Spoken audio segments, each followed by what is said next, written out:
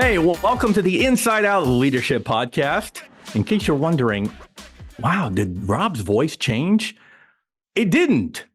I'm Marc Schwantes, and today I'm going to be your guest host on the Inside Leadership Podcast, and there's a big reason for that. We'll explain why that is, but guess who my guest is today? None other than Rob Holman. Say hello to Rob. Marcel, you're awesome. I'll tell you. There is no, if I'm flipping the seats on people and have someone be the host of my podcast, there would be no other person than Marcel doing just that. So it's a special treat for me. And I know the audience is going to have a very special treat in you hosting. And there's got to be a special reason why we're doing this at the same time, right? Yeah, there's definitely a reason for that. And the big reason is because you are about to release your next book, which is called Lessons from Abdul. We're recording this on Good Friday. The book is going to be released on Easter Monday, the day after Easter. And you want to share a little bit about that, Rob? Well, I can't believe it. It is talking about a passion project, Marcel. I mean, it just worked out to where we're recording on Good Friday. You and I are faith-based individuals, people. Our faith anchors us. It, of course, our belief in Jesus is a source of life for us in everything that we do. And some of you might be listening to this being like, yeah, I know that, Rob, and it inspires me. And some of you might be listening and be like, you know what? Like, I'm hearing this for the first time. It's not what I believe. That's okay too. There's a seat for everyone. But it gives you an opportunity by me being explicit with that at the same time to let you into my life, let you into Marcel's life and our friendship together. So excited that the book's going to be released in just a couple days. And it's been 3 years in the making, Marcel, this Lessons from Abdul, the hidden power of receiving from anyone, anytime. So yeah, let the conversation begin, I guess, because I'm sure people have a lot of questions just with even the title and the subtitle there. Of course. And if you haven't caught on yet, I'm going to be asking Rob questions. So in other words, I'm going to be interviewing Rob on his show. And Rob, by the way, I just wanted to say that this is such a brilliant swapping idea that I'm going to bring you on my podcast for you to interview me when my book is released sometime in the winter. So I'm just giving you an FYI in advance. Good. Oh, I'm already there. Trust me. In my heart, my mind, I'm already there. We're going to have a lot of fun. Build off of this fun for sure. All right. So here's what I was thinking. The title is obviously, boom, right there in your face, right? Lessons from Abdul. And the word Abdul, it's like it triggers the curiosity of, well, first of all, who is Abdul? It's not lessons from George, lessons from Mike down the street, right? Because Abdul implies, yeah, it's a little bit of a foreign concept when you throw a word like Abdul, right? So we want to break all stereotypes down and deconstruct any kind of false beliefs about people's names and identities and ethnicities or religion. So having said that, who's Abdul? So I got to take you back. Now, Marcel, some might be scared. I'm taking you all the way back to when I was 10 years old. All right, now hold on. Some of you know, I come from a basketball family. A lot of hoops in my family. We are watching the NCAA tournament, both men and women's. My brackets aren't doing so well right now, but that's a story of another day. But I take you back when I'm 10 years old, playing in the local YMCA basketball league, and I'm getting ready like any 10-year-old. I get to my game a little early, and I'm glancing through the front doors of the gym, and we're not allowed in, and there's a game being played before my game. And even through the doors, we're kind of peeking through a little bit. And I can hear this really loud, booming voice. I mean, louder voice than what I have. And the voice, it sounds very different, loud, but very different. Didn't sound like my voice or any other loud voices I've ever heard before. Well, so my intrigue, my curiosity was building with every moment. The game comes to an end, the game before my game, right? We work ourselves into the gym, and I'm like looking for where was this voice coming from? And even after the game, the person was yelling and screaming in not a bad way, a good way, and just so much passion, so much enthusiasm, everything. Well, finally, I found the source. And the source was this coach. It was a coach of one of the teams before my game. And this individual looked and sounded very different than me. It happened to be a middle-aged man, like in his 40s, African-American, I'm white. he wore old, kind of grungy clothes. I like to say, as a 10-year-old, I like to kind of be with it and wear the up and coming, clothes of the day. And even after my game, I inquired about this guy. Who is this guy that looks so different than me, but seems so passionate about the game that I love? And as I inquired, I talked to different people. They said, "Oh, you're talking about Abdul. You've never heard about Abdul? I was, no." So my curiosity continued to grow. And I'm finding out that he, again, African-American, he was from the working class, poor, and he would love the game of basketball, love youth sports, used to help people. He was Muslim. I was Christian. We didn't have a whole lot of similarities, Marcel. We just didn't.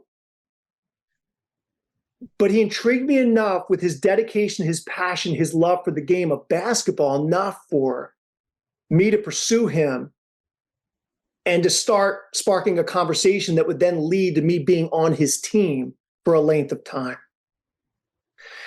And here I was as a 10-year-old entering into that space, and here he was as like a 40-year-old entering into that space. Didn't look like each other, didn't sound like each other, didn't have the same anything other than basketball. And the game of basketball brought us together. And throughout a course of a handful of years, he would begin slowly but surely instilling values in me that would literally change my life.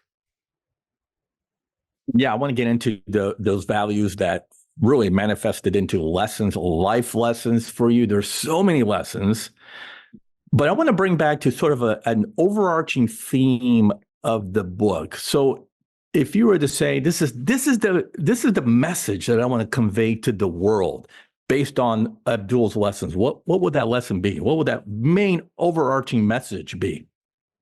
Some of us might have heard this story before. So if you have, hang tight, because I think it's very timely. I'm gonna let it resurface. Some of you have never heard this before. There was a man that was in a flood, okay? And the water was just pouring in, and it was survival mode. He didn't know if he was going to make it. So he cries out to God and said, "Oh God, would you please save me from this flood, Marcel?" He cries out to God, "Save me, save me." Well, shortly after he prayed, a person comes, past his house. He's up on the upper floors of his house now, the roof, dare I say roof. And because the water's coming in great force and great, volume. And man in the canoe says, "Hey, come aboard. They got to come. Come on." He goes, "No, no, no, no, no, no, no, no, no. God's got me on this. I already prayed. God's got me. He's going to get me taken care of," right? So, okay. So the flood, the waters are now increasing in force and volume and everything, right? And now a boat comes along. And in the boat, there's a number of different people saying, "You got to hop aboard. This is your time is now. Your time is now. You're going to die unless you hop aboard." He goes, "No. Pray to God. God's got me. Don't worry. I'll be fine." And then short time after that, a helicopter comes. And you're getting the wind blowing with the helicopter, and everything else. "Come on, man, you got to come. Come now. You're going to go under. Your life, your life's at stake. You got to come." And he said, "No," he waves him off. No, "I'm okay. I'll be fine. God's got me. He's got me taken care of." Waved him off. Tragically, the man dies in the flood. He's brought to heaven before God, and he said, "Well, why didn't you save me?" And God said, "Well, I tried to, through the man in the canoe, the boat that came through, and the helicopter. But by me giving you these things to save your life, you rejected, you rejected, you rejected. That was never my intention. I wanted you to receive. And you never did." Marcel, the book Lessons from Abdul has everything to do with bringing a needed and timely balance to the receiving and the giving. But I highlight in the book the importance and the power, the hidden power of receiving from anyone at any time. Just like the 10-year-old, receiving from anyone, in my case, as a young boy, from Abdul. But you notice I don't say from everyone, everywhere. There's a difference. We are the gatekeepers of our own heart. We can receive from anyone at any time, meaning that do we remain learners? When people look, sound, they have a different level of education than we do. We're higher up than they are, et cetera, et cetera. Do we remain and have a posture of a student's heart, a learner's heart, a highly receptive heart? Or do we dig our heels in and say, no, I got this. I got the answers. I don't really need help. I don't really need any praises or compliments or encouragement. I don't really need any support. I got this. I can do this. See, the lessons that Abdul shared for me throughout the course of years, they built foundations and built new foundations on foundations that have really led me to be the person, the human being, the leader that I am today. And I'm so grateful for him in the midst of that. So this book has everything to do with learning how to be a better receiver, because at the end of the day, we can only give to others what we have received. That's interesting. If I'm hearing a message about you have to be able to receive, outside of the context of you just explain it in those terms, that it's authentic receiving, right? Because like you said, once you are able to receive that openly and with that much gratitude, then you pay it forward by giving to others as well, so they can receive. But for people that didn't hear that part and they're just hearing the message about, oh, hey, you got to be able to receive. I'm thinking people will take advantage of that. Yeah. They might say, oh, heck yeah, I want to be able to receive more, right? So now they're thinking it for their own selfish gain. They're thinking it as a mode of taking, which can lead to all kinds of other manipulative things. So how do we stop ourselves from maybe not going down that path? Yeah, I think number one, it's like many great things in life, right? We have to have a level of awareness. We're not talking about taking, we're talking about, in the most genuine, pure, authentic sense, learning how to receive. And I think if we learn how to do that, now that begs some other questions. However, if we could become aware of what we're talking about, this genuine, authentic receiving, reception, etc. At the end of the day, when we learn how to do it, some of the barriers behind us doing that, learning how to do it, we actually learn that it taps into the childlike space in each one of us. Like there's nothing in this very deep, authentic place. There's nothing that we've done to kind of earn these things.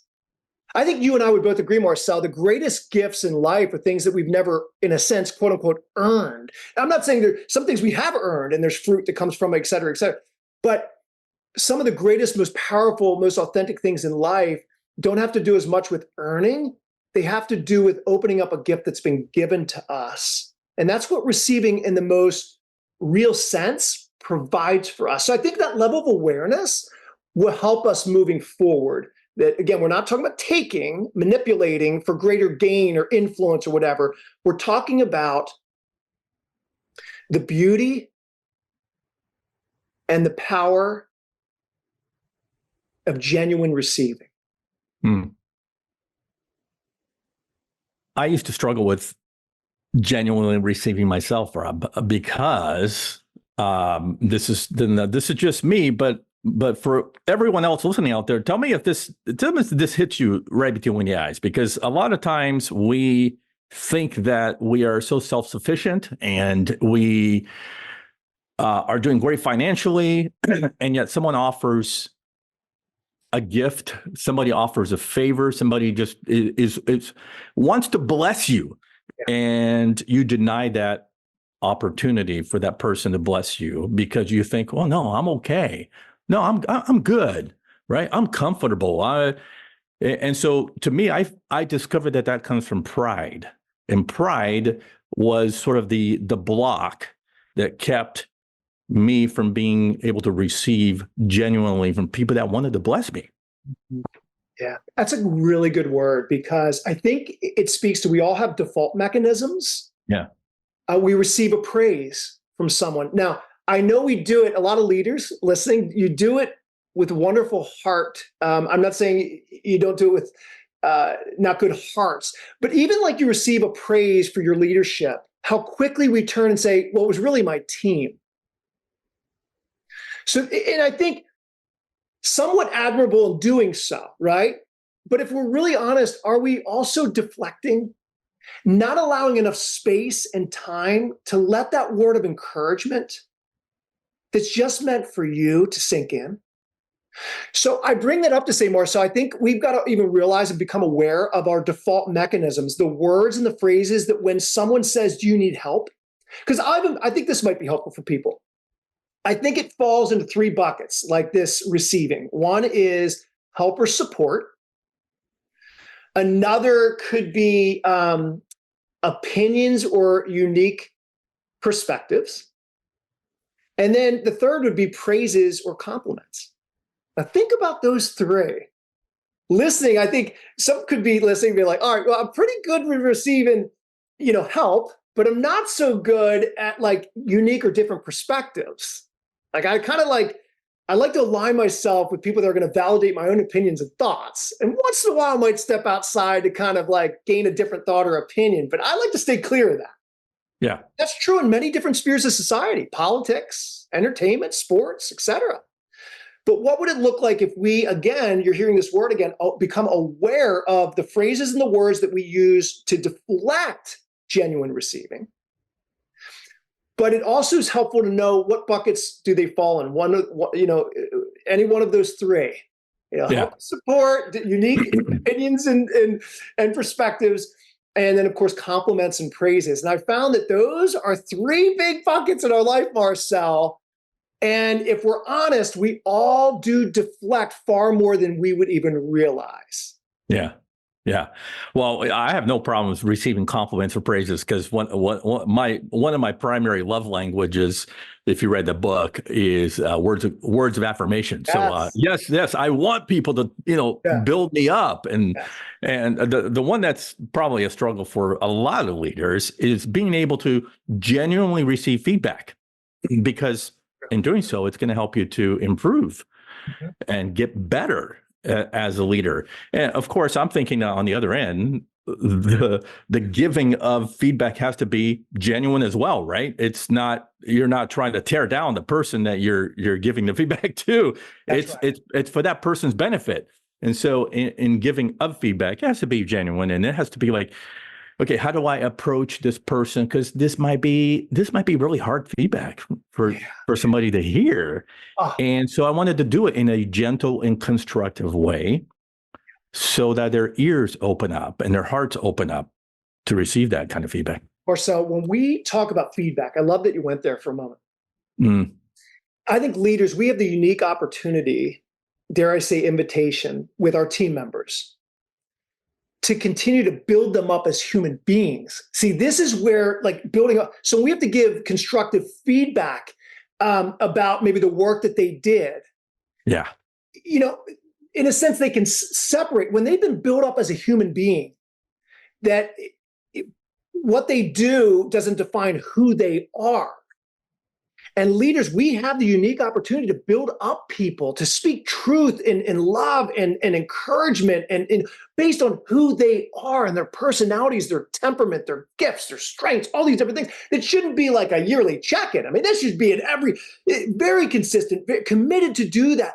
And when a team member feels built up as a human being, when it comes time to give some constructive criticism, constructive feedback, they can much easier separate themselves from the work that they did.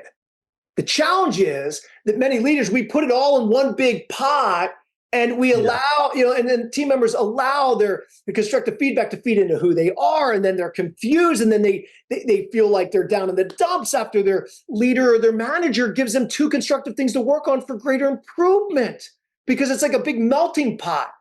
But again, I'm going to point to what helps us become better receivers, and it starts with the leader first.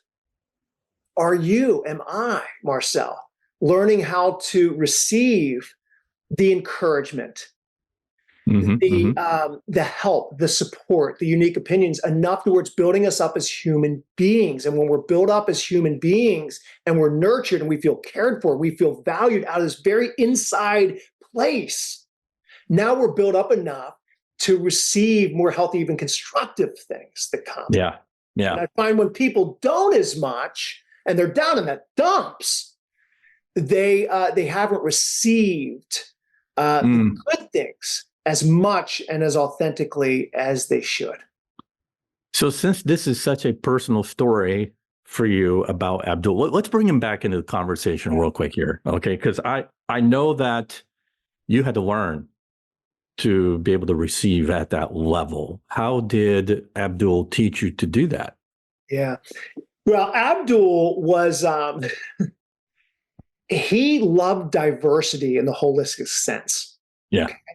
So he loved bringing together and making up his team of people that were very different. So if Abdul and I were any indication of the makeup of this team already, imagine setting foot into his first couple practices. Right. I mean, you had different ethnicities.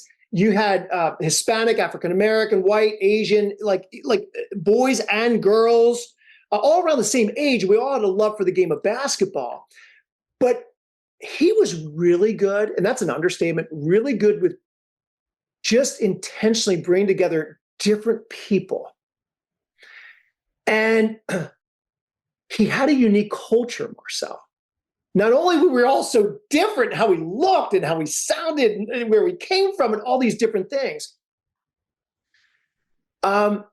But I think one of the chapters even in the book is culture, is a catalyst for revolution, right? Like there's a whole thing of like culture, like being culture catalyst. And Abdul was a culture catalyst, one of the lessons in the book. He would give us unique names as he got to know us. So he wouldn't call us by our first name. He'd come up with a name that was fitting for who we were on that team. So my name in time, it didn't happen right away, but in time as he got to know me, I got to know him and this diversity all around the team. He called me Greyhound. Because Marcel, I mean, I was tall, I was thin, I was quick, and everything. So he was viewing like this dog in a sense, a good way. This dog that was thin, but fast, quick. So he wouldn't even call me. Now, some people are like, well, hold on, how's that honoring? He's not even calling you by your first name, but see, he was playful. Abdul was building a culture of fun. Enthusiasm and passion. And before long, it wasn't just me, Greyhound. He'd have other names for other kids. And then Abdul would say, hey, Greyhound, over here, over here. And he'd look over here and say, hey, Cinderella, you're over here. And next thing you know it's like we are caught up in this space, in this world of a lot of differences, but yet we start to speak common language. We knew that there was something deeper and greater behind the names he gave us. It was more significant. So what did the players start to do? We started to reflect what Abdul was doing. We started to call each other the name that Abdul was called. And so he would build us up with these like superhero kind of names. And really what he was doing, Marcel, I'm getting goosebumps. Really what he was doing, he was saying to each person and the team collectively, the sum is greater than the parts. You're all now swimming in this place, this culture. You're all now saying the names. And in that brought us closer together. So there truly was, in time, unity in diversity. But he cultivated that soil really, really well. Whew. Yeah, I got goosebumps too listening to that story, Rob. Just the way that he was able to build diversity. And I'm thinking, yeah, if he gave me a nickname and I was able to accept that nickname because it became meaningful to me. If he didn't call me by Greyhound, I would probably be mad. Like, wait a minute, no, I'm not Rob, I'm Greyhound. So, wow. It's Marcel, like one of the things I think within that culture, and this is another chapter in the book, and I know you'll so appreciate this because you do phenomenal teaching with leaders all around the world in this area too. And I call it embracing your inner North Star. And Abdul he knew that we needed to better understand who we were as unique individuals at the same time. Okay. So he'd take the time one-on-one to really get to know us. He took the time to take us aside from practice, not just with feedback, but getting to know who we were. He took the time when invited, like my parents invited him over for a number of meals, and over meal, and notice how I'm slowing down, I'm emphasizing meals. We got to hear his story. He got to hear our story. And taking the time outside of basketball to truly get to know each other over a meal, he was really helping us. And I think we might have been helping him a little bit in that, really embracing our unique identity anchored in values. Yeah. But we did that through the exchange of story.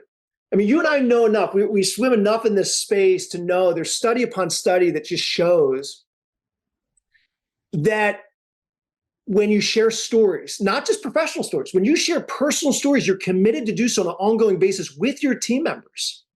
So much magic comes in and out of that place. Trust is built and fostered in a very short period of time. You kind of have that feeling in that sense. You climb in the mountain together, regardless of the differences, regardless of different things. You're brought together by a common goal, but you're anchored in values, not just organizational values, not just team values in our case on the basketball team, but you understand that you are your own unique person with your own unique set of personal core values. And the cool thing about Abdul, he wouldn't say it the way I'm saying it now, but in his own way he would, because he'd demonstrate things, he'd say certain things. But see, when you understand your unique personal core values, it should actually help liberate you to spend more time with people that are different, to learn from them, not the other way around.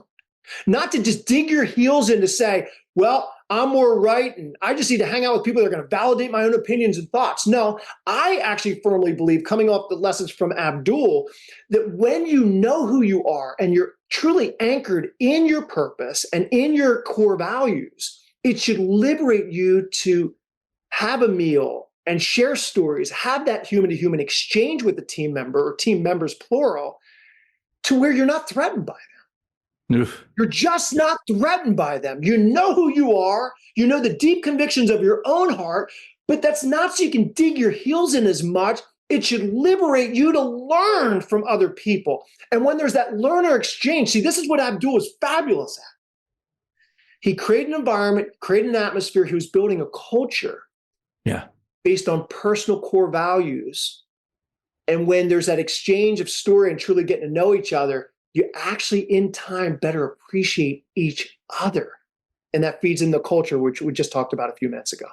Yeah. Well, let's do this. Let's get practical and speak to the leader sort of in the trenches, or even up in the ivory tower, if you will, because I mentioned already, and you have examples in your book, that there are roadblocks in the way of us being able to genuinely receive, right? So let's establish those roadblocks first. And you gave us some hints, right? Being threatened by information or feedback, and there's a lot of ego there. And so I want to ask then, what are those primary roadblocks that keeps us from receiving?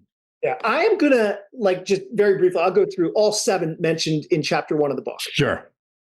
And really the power in talking about them is it creates a greater level of awareness, right? If we know that we could have hindrances or barriers, obstacles holding us back, that's a good start, Marcel. It's a good start.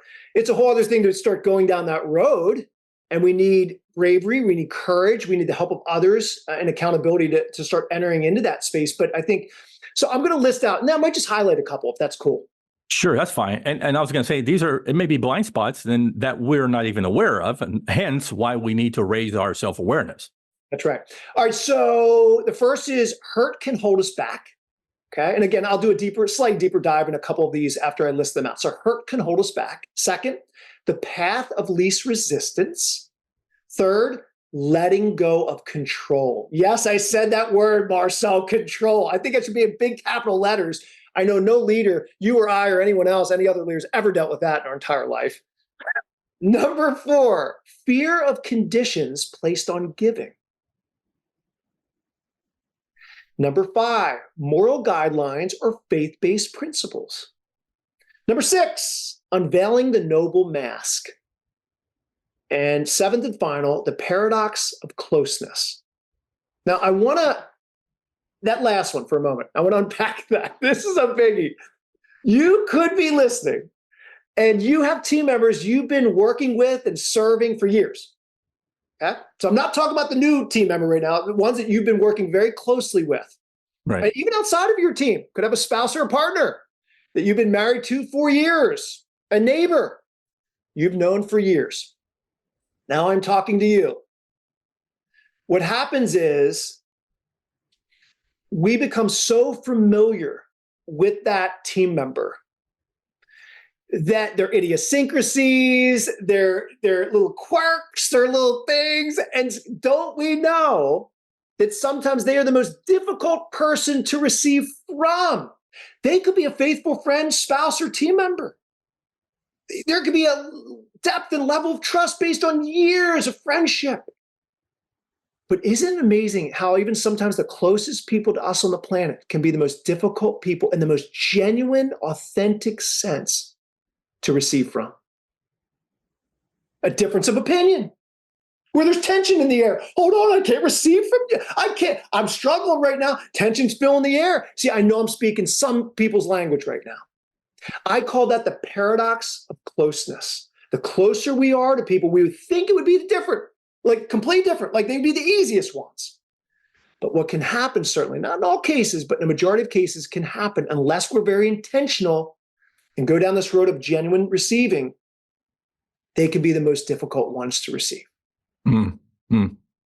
All right. So taking a couple of those, yeah, and being aware of like the one you just mentioned, how do we now flip that so that we are adopting the practice of receiving from others authentically, and being able to do that consistently, right, Rob? So it's like, forming those new habitual, those pathways in the brain that causes habits to form day to day. And that's what we're after. How do we do that? Yeah, I'm going to get really practical now because I think this is really, really helpful as well. So I think we first and foremost need to, which I can always elaborate on a couple more of these barriers or hindrances that are holding us back.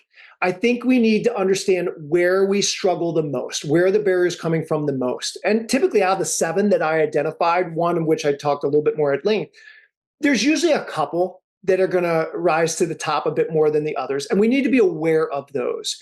And then surrounding that, when someone comes to offer their help or gives us a praise or a compliment or a unique perspective or opinion, what are all our default mechanisms, Marcel? What phrases do we use to deflect? What barriers do we, and we all have language. Like, I'll give you an example. If it's receiving praise from someone close to us, right? Even though, like, I know you may not struggle with that, I may not struggle with that, but there's some people that do, right? And so it could be like a great word of encouragement. We may just say to them, hey, thanks so much. It was just I really appreciate you saying that. And then we'll just go on to another part of the conversation. And we kind of laugh it off. And it's like, so recognizing, even journaling, what are the default phrases, words we do to not let it sink in? What does that sound like? Do we laugh it off? Do we say thanks, but I appreciate that, however? And if we can just capture those words and phrases now, we're starting to enter into that. We're starting to go down that road a little further, which is a really good thing. So I think examining, for step 1, examining which of the 7, or the couple of the top things that really are hindrances or barriers. Second is take a moment when they come. This comes with awareness. What are the phrases or words that we use to deflect? Okay. And then acknowledge the specific moments and times where, like, acknowledge it, where you might fall short in genuine receiving. Like, just acknowledge it. Like, have times of reflection after, maybe later that you didn't receive and you kind of go down that default mechanism of just take a deep breath, reflect, revisit that. And this is not a time of reflection with condemnation. That's not what I'm saying. But, like, I don't know, like, I wish I would have handled that a little different. Like, I think I was too fast, like, moving on. And all of a sudden then, when we acknowledge that in reflection, we're creating space. So the next time that opportunity comes about, it could become just a little easier, just a little easier. And so these areas of self-discipline, right? These habits are being formed to the point that it breaks the levees down and slowly but surely becomes a lifestyle. And that's really what we're after at the end of the day. So there's just a couple practical things. Yeah, I love it. I want to expand to the big picture though, so that this becomes sustainable, because I'm really curious about what would you say naturally unfolds when we become really, really adept at receiving? Yeah. What's at the top of that mountain? Because it sounds almost selfish, we're going to come full circle. For those that still might be listening, that's be like, Rob, I'm kind of with you and Marcel, but it still sounds like the more I focus on myself, it's selfish. And I've been taught, and I just know at the core of my being, it needs to be about selfless service. Yes, it does. It really does. When we learn how to authentically, in the most purifying sense, receive. Do you know what begins to happen, Marcel, when we're committed to that process and seeing some of these barriers that we talked about being removed, seeing them lift off of us? Yeah. We start to realize that although we have everything to do with receiving, we actually begin to fade more and more away.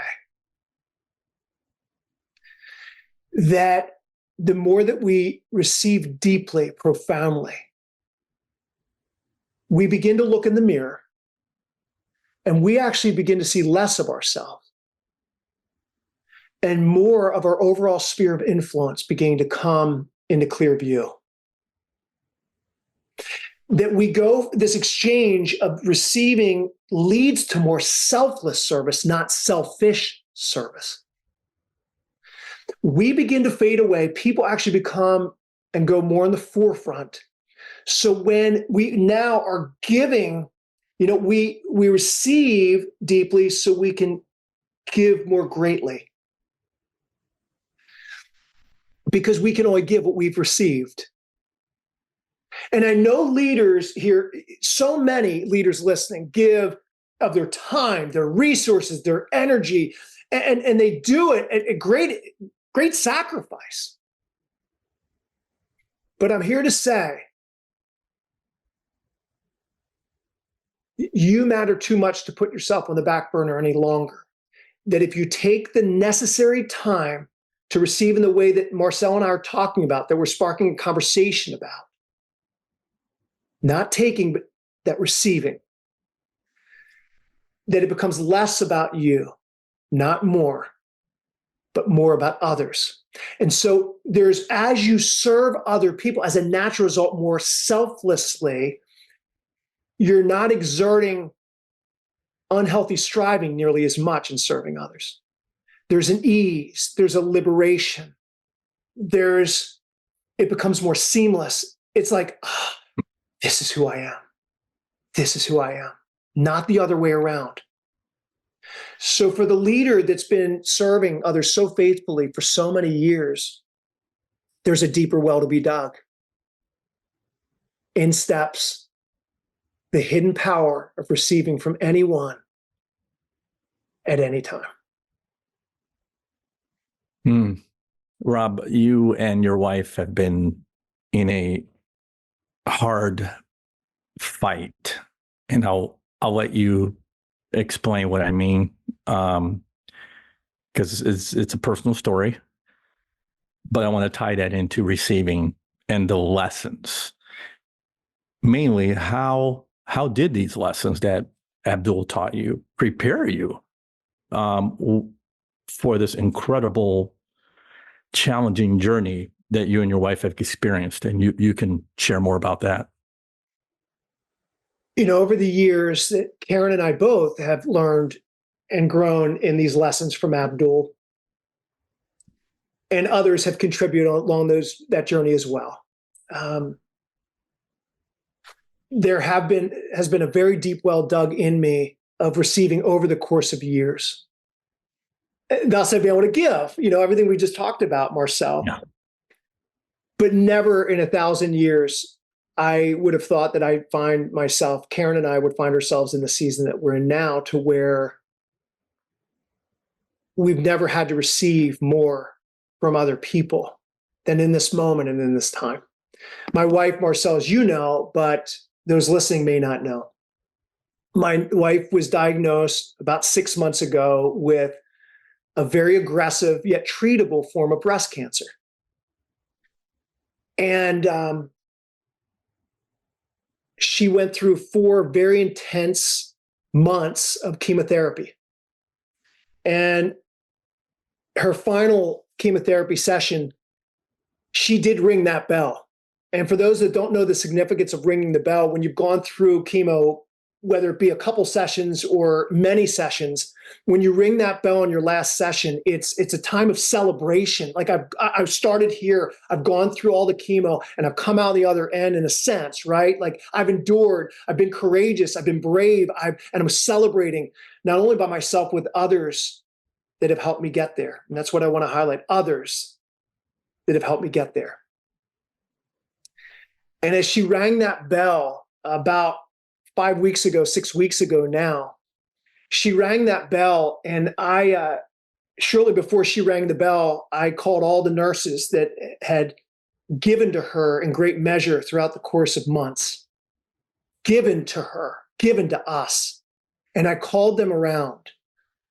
I might even get emotional with this, Marcel. And I said to them, thank you so much for all the countless hours and time that you spent with Karen, and the blood work and the chemotherapy and encouraging us, and your support and your help and your education and all these different things. Thank you, because we've received these things. I proceed by saying, thank you so much for being the very hands of God. And then after that, Karen rang that bell. But before she rang the bell, I got it on video. I said, Karen, who would you like to personally thank and honor in ringing the bell? And she said, I want to thank you, and I want to honor the ring of this bell to my father, my earthly father, who he had non-Hodgkin's lymphoma, and he died at age 50 and never got a chance to ring the bell. He never had a chance to ring the bell. And then she proceeded with all the nurses and great celebration, and me and her mom and everyone, right there. And that she rang the bell, and she just kept ringing that bell. And there was just, everyone erupted in celebration in that time. It was absolutely indescribable, unbelievable time. My wife and I had to receive very deeply from a number of people. But I want to highlight, and I want to end with one particular encounter that my wife and I had together at one of her chemo sessions. Marcel, was one of these times where Karen and I were like looking in each other's eyes, didn't say a word. We'll be married 20 years in May. And we were looking in each other's eyes and kind of holding hands, and the tears started to flow. And they started to flow, and they started to flow. And it's so interesting. In that moment, it's like we knew exactly what each other was thinking, how we were feeling. We knew that we were about ready to embark on one of the greatest challenges we've ever faced together. At the same time, we knew that all the people that have given to us throughout the course of our entire life, family members, friends, peers, neighbors, and even the doctors and nurses up to that present time, that we'd received, and we had received. And we had to receive even that much more and let certain things go to receive even deeper than we ever even thought was imaginable. And that's really, as we were glancing at each other's eyes, like everything else and everyone else faded away, and that's really what came to the forefront. Well, I'm here to say that all these lessons of receiving from Abdul and from other people in our life, some of which we discussed today, some of which certainly are in my book, have prepared us not only for Karen to ring the bell, but also she had to endure major surgery that took place a week and a half ago. And the battle's still not completely won. We don't know what lies ahead in its entirety. But one thing's for sure, Marcel, that we have totally entered into a place before God and before our family and friends and all of our caregivers to say, here we are. Our life is not our own. We're going to receive everything that you have for us holistically, medically, encouragement, prayers, education, as though it's from God himself. Mm. And I know without a shadow of a doubt, when this chapter ends in our life, I'm under the strong conviction that Karen and I, not just separately, but together as one in marriage, will be able to serve out of a place we never even knew was possible. To lift people up in a way that we've never been able to lift up before. That's the hidden power of receiving from anyone at any time. And I'm so grateful for Abdul investing in me in the way that he did at age 10, all the way into my young adult years, honestly.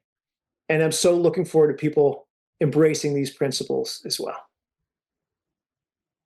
Rob, I always ask this final question on my own podcast, so I'm going to bring it here and ask you to give us that one final takeaway. If you wrap up this whole conversation into that one key point we can take us home with us and hang on to and hopefully spread it outwardly, what would that be? It's about presence, Marcel. It's always been about presence. Soaking in every conversation. Like you and I right now on this call. I'm so thankful for it. I'm so thankful in this moment, in this time, because we're not guaranteed for tomorrow. Why let the worries of next week or next year or 5 years or 10 years down the line steal the joy of the present moment? If there's something I've been awakened to, especially in the season that I'm in, is learning how to be more present. And when you're more present with the one that's before you, it's an opportunity for a genuine exchange of both the giving and receiving. And when that happens, there's no telling what's possible. Rob, if people want to get a hold of you and learn more about you, your book, point them to a few places. Yeah. First of all, this has been, you just need to know, man, I know it in sharing this personal stuff, I wouldn't want it any other way with you today and answering your questions, having a conversation, sharing a real life challenge that we're facing now and how it applies to these lessons that we've learned, and wouldn't want to do it with anyone else, man. So I just so appreciate you. I think a couple different places for people to go, like just hop on Amazon and grab the book for yourself, grab the book for your team members. Do a lunch and learn with the book. I think it's going to be a wonderful kind of lunch and learn opportunity to continue the dialogue and continue the conversation with you and your team members and your overall organization. Specifically, so you grab it on Amazon. It's available in ebook. It's available in paperback and hardback copies. So Amazon, just look it up. Lessons from Abdul by Rob Holman. You'll find it on there April 1st onwards and upwards. If you want more detail on the book, you can certainly go to Amazon, but you can also go to lessonsfromabdul.com, lessonsfromabdul.com. And always encourage people to go to my centralized place, robholman.com as well, Marcel. Well, this has been fun, but most importantly, it's been real and deep and engaging the hearts, both yours and mine, and hopefully the people listening. And that's why we do what we do, Rob. And I'm so thankful that you brought me in. This whole hosting swap was a brilliant thing, and I am deeply honored that you chose me to do this to promote your book. So thank you, brother. You are so welcome. Trust me, there's more to come, y'all. Whether I'm on the Love and Action podcast, Marcel's coming back, no telling of where we're going to go from here. But all I got to say is Marcel, I'm so looking forward to when your book is released. It's been at the forefront of my mind and heart, and I'm just whetting people's appetite. Like, I am so looking forward to all of your work leading up to this point. It's almost like you're giving birth soon, and so we'll keep people hanging, but trust me, we are going to shout from the rooftops all about that book on this podcast and in my overall sphere of influence for sure, because it is a book that everyone will need to read. So thank you. Thank you. And thank you, everybody, for joining us today. And we will see you next time on the Inside Out Leadership Podcast. Take care. See y'all. Bye.